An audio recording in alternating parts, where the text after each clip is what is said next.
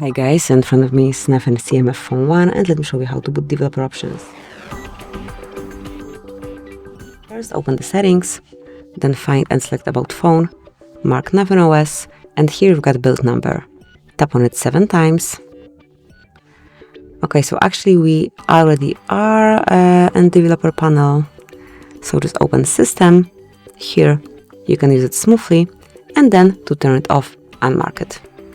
As you can see, it disappears from this panel, and let me show you one more time how to activate it.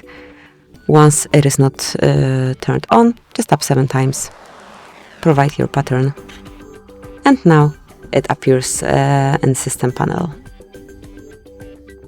So now here it is again. Thank you for watching, please subscribe our channel and leave the thumbs up.